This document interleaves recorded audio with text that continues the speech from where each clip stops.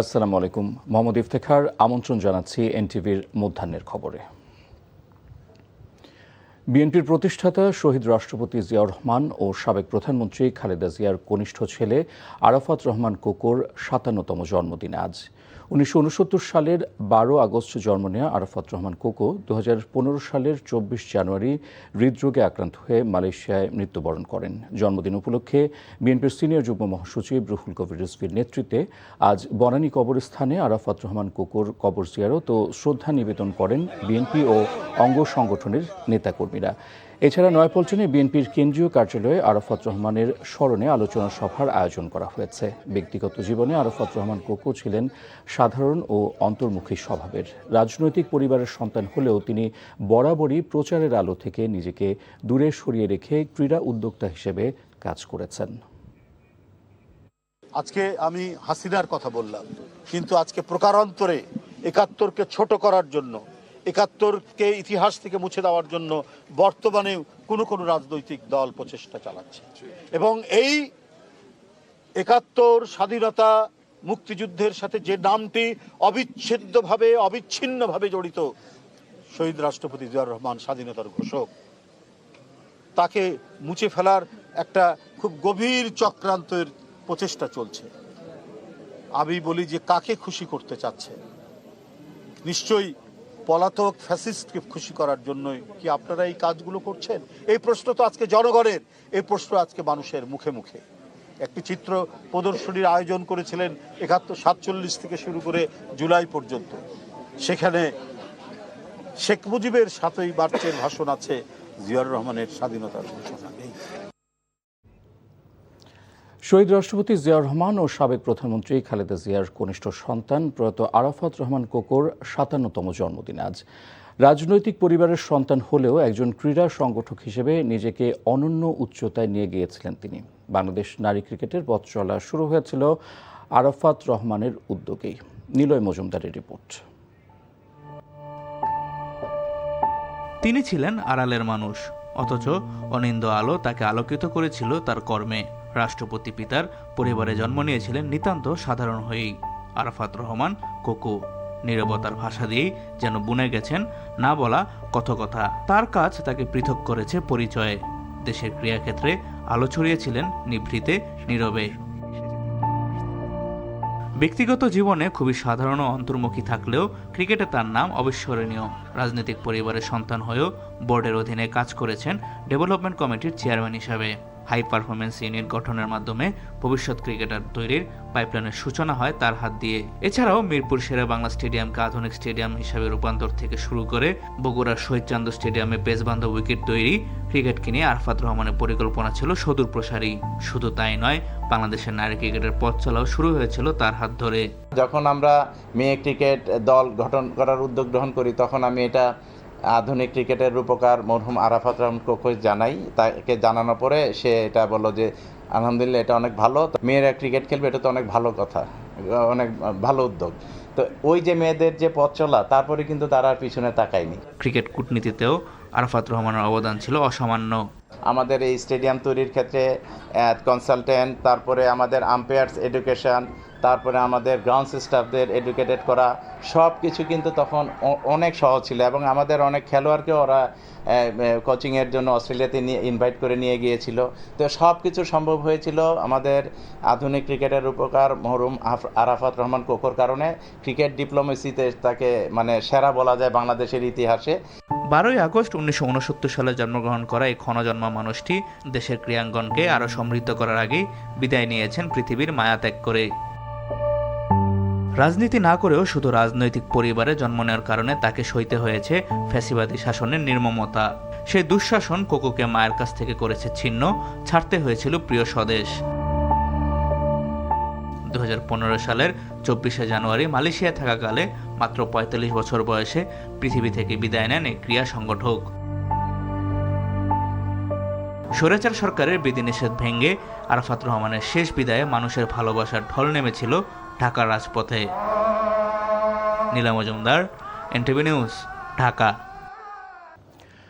বরিশালের chief judicial magistrate আদালতের সামনে বোমা বিস্ফোরণের ঘটনা ঘটেছে। আদালত প্রাঙ্গণে থাকা প্রত্যক্ষদর্শীরা জানান, সকাল 10:30 নাগাদ আদালতের 10তলা ভবনের সামনে প্রধান ফটকের ঠিক ভেতরে বিকট শব্দে একটি বোমার বিস্ফোরণ ঘটে।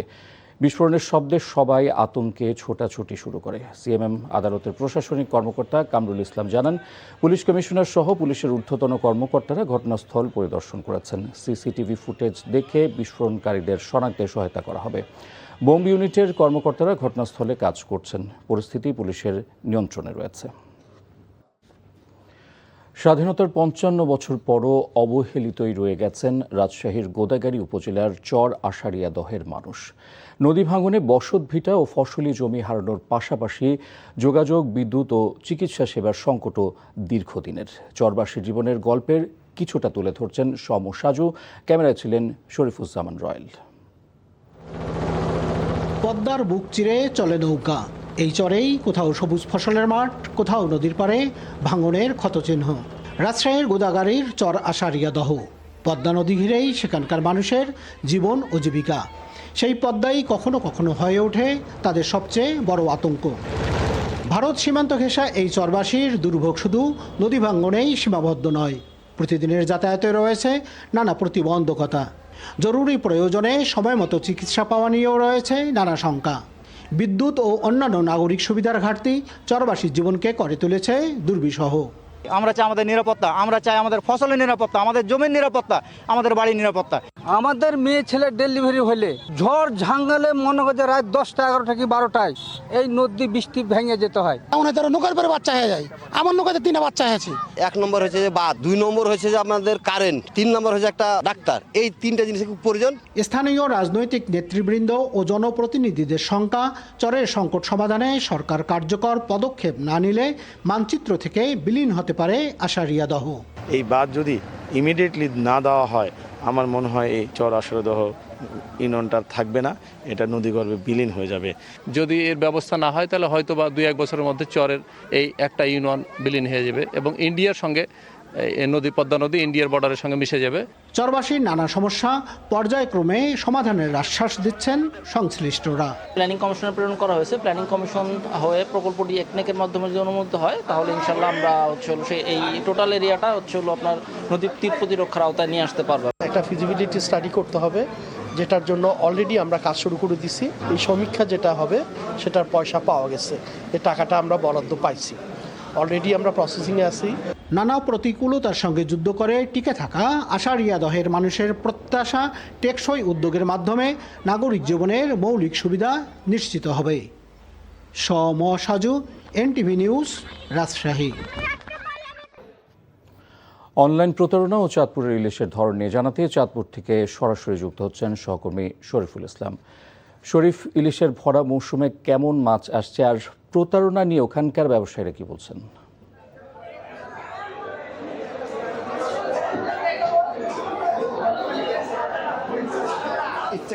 এখন পুরো ইলিশের ভরা মৌসুম চলছে, কিন্তু ইলিশের যে পরিমাণ সরবরাহ থাকার কথা এখন কিন্তু চাঁদপুর বড় স্টেশন মার্কেটে সেই রকম ইলিশ কিন্তু দেখা পাওয়া যাচ্ছে না।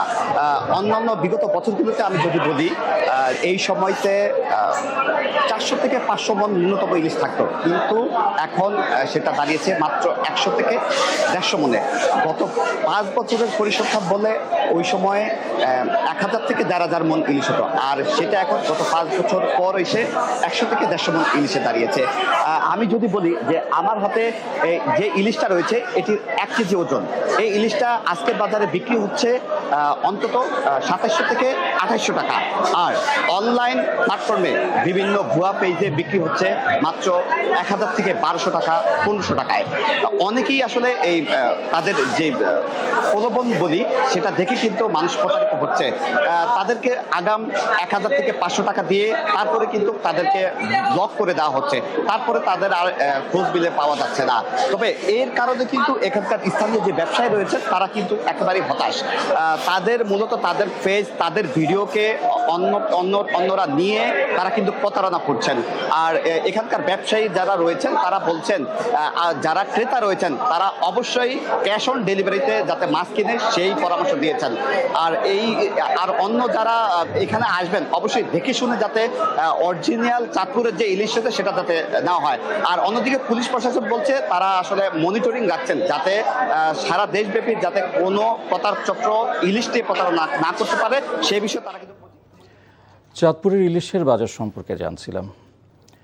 খেলার খবর, ঐতিহাসিক এক সিরিজ বাংলাদেশের সামনে। ডারউইনে কাল মাঠে গড়াতে যাচ্ছে অস্ট্রেলিয়া বাংলাদেশের মধ্যকার প্রথম টেস্ট।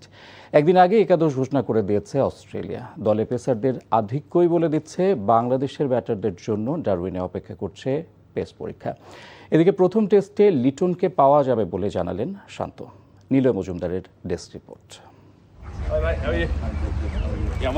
কামিন্সের জন্য শান্তর অপেক্ষাটাকে প্রতীকী হিসাবে ধরা যেতেই পারে। অস্ট্রেলিয়া মাটিতে যে 23 বছর পর টেস্ট খেলতে যাচ্ছে বাংলাদেশ। কামিন্সের উইকেট দেখা শেষে একসাথে সিরিজের ট্রফি উন্মোচন করেন দুই অধিনায়ক। অস্ট্রেলিয়ার বিপক্ষে সাদা পোশাকে 6টি ম্যাচ খেলেছে বাংলাদেশ। 2017 সালে মিরপুর একমাত্র জয় বাদ দিলে 5টিতে হেরেছেন শান্তরা। এর মধ্যে 3টিতে হেরেছে ইনিংস ব্যবধানে। 23 বছর আগের অভিজ্ঞতাও সুখকর নয় সফররতদের জন্য। সেবার 2 টেস্টেই ইনিংস ব্যবধানে হেরে বাড়ি ফিরেছিলেন খালিদ মাহমুদের নেতৃত্বাধীন দল। তবে আগের সফরের প্রস্তুতি ম্যাচে জয় পেল এবারের প্রস্তুতিটা আবারও শঙ্কা জাগিয়েছে। মাত্র একটি প্রথম শ্রেণী ম্যাচ খেলা ক্যাম্বেল থমসনের বলে যেভাবে ধরাশায়ী হয়েছেন সাদমান সৌম্যরা, অজিব পেস্ত্রয়ীকে বাংলাদেশের ব্যাটাররা কীভাবে সামলান সেটাই এখন দেখার বিষয়। তবে প্রস্তুতি ম্যাচের হারকে একটি খারাপ দিন হিসেবে মনে করেন শান্ত। অস্ট্রেলিয়ার এগেনস্টে খেলা এটা প্রত্যেকটা প্লেয়ারের জন্য অনেক বড় অপরচুনিটি এবং ড্রেসিং রুমে এটাই আলাপ হয়েছে এখানে আমরা ইন্ডিভিজুয়ালি এবং অ্যাজ এ টিম হিসেবে যদি আমরা ভালো কিছু করতে পারি এটা আমাদের দেশের ক্রিকেটের জন্য অনেক ভালো হবে। সো এখানে বাড়তি কাউকে মোটিভেট করার কোনো প্রয়োজন নেই। সবাই জানে যে এখানে একটা বড় স্কোর, এখানে একটা 5 উইকেট দল হিসেবে ভালো করা এটা আমাদের নিজেদের জন্য এবং আমাদের টিমের জন্য ভবিষ্যতের জন্য খুব ভালো একটা কাজ দিবে। এছাড়াও প্রথম টেস্ট খেলার জন্য লিটন ফিট বলে জানিয়েছেন অধিনায়ক। Some of the niggles is there, so we'll decide tomorrow morning. Do you know if Liton's going to be fit? Yes, Liton is 100% fit now. তবে বাংলাদেশের ব্যাটিং লাইনআপকে কাগজে কলমে ভঙ্গুর মনে হলেও সম্প্রতি লাল বলে শান্তদের পারফরমেন্স ভিন্ন বার্তাই দেয়। প্রায় 2 যোগ পর খেলতে নেমে আবেগ চাপ দুটিই বেশি মনে হতে পারে। তবে বাসার থেকে শান্ত কিংবা খালেদ মাসুদ থেকে লিটন 2 দশকে বদলে গেছে অনেক কিছু। Niloy Majumder, NTV sports desk. আর এই ছিল মধ্যাহ্নের খবর। এই খবরের ভিডিও সহ আপডেট জানতে ভিজিট করুন এনটিভি অনলাইন www.ntvbd.com। এছাড়াও এনটিভির জনপ্রিয় সব অনুষ্ঠান ও খবরের আপডেট জানতে ভিজিট করুন আমাদের ইউটিউব ও ভেরিফাইড ফেসবুক পেজ। 2টায় দুপুরের খবর দেখার আমন্ত্রণ রইল। ধন্যবাদ সবাই।